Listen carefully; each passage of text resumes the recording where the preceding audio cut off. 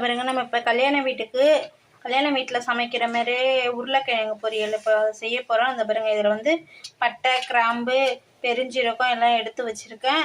ஒரு 2 பெரிய வெங்காயமும், ஒரு சின்ன தக்காளி, ஒரு பூண்டு இஞ்சி பேஸ்ட்டு, வேக வச்ச உருளைக்கிழங்கு இருக்குது. அதை இப்போ வந்து நம்ம நசுக்கி விட்டு தாளித்து விட்டுக்கலாம். இதை பாருங்க, இப்போ நம்ம உருளைக்கிழங்கு மசாலா செய்ய போகிறோம். அதுக்கு தேவையான அளவுக்கு எண்ணெய் ஊற்றிக்கலாம்.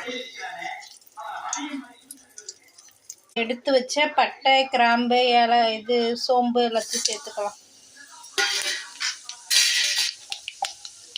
அது கூட ஒரு 1/2 டீஸ்பூன் கடுகு சேர்த்துக்கலாம்.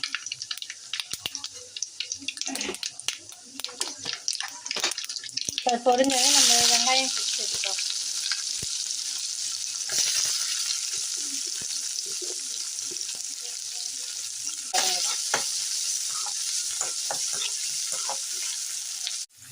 பாருங்க, வெங்காயம் நல்லா வதங்கிடுச்சு.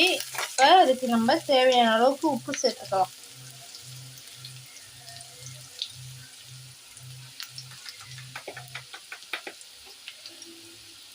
அது கூட இஞ்சி பூண்டு பேஸ்ட் கொஞ்சம் சேர்த்துக்கலாம்.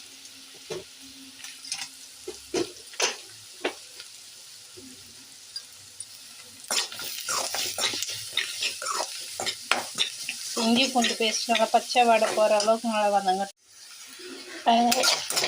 நல்லா வதங்கிடுச்சு. இப்போ ஒரு சின்ன பழுத்த தக்காளி வெட்டி வச்சுன்னா அதையும் சேர்த்துக்கலாம்.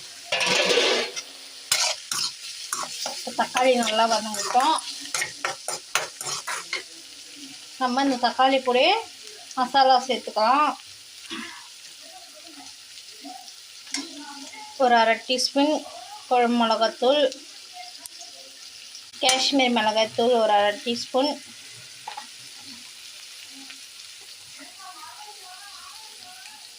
மஞ்சத்தூள் ஒரு 1/4 டீஸ்பூன், கொஞ்சோண்டு கறி மசாலா. ப்ளஸ் இது நல்லா சேர்த்து கிண்டி விட்டுக்கலாம். இது நல்லா வதங்கட்டும். பாருங்க, நல்லா வதங்கிடுச்சு. இப்போ அதில் நம்ம கொஞ்சோண்டு தண்ணி ஊற்றிக்கலாம். இப்போ இந்த தண்ணி நல்லா சுண்டட்டும்.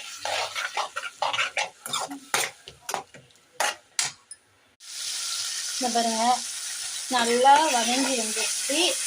இப்போ இதில் நம்ம வேக வச்ச உருளைக்கிழங்கு சேர்த்துக்கலாம். இது கூட பச்சை பட்டாணி இருந்தாலும் சேர்த்துக்கலாம். நான் சேர்த்துக்குவேன், என்கிட்ட இல்லாதனால சேர்த்துக்கலாம். கிண்டி வச்சுக்கலாம்.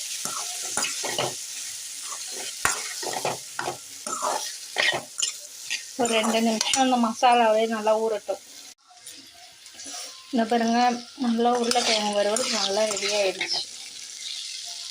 இப்போ இதில் வந்து நம்ம வந்து கொத்தமல்லியும் கருவேப்பிலையும் போட்டு இறக்கிடலாம்.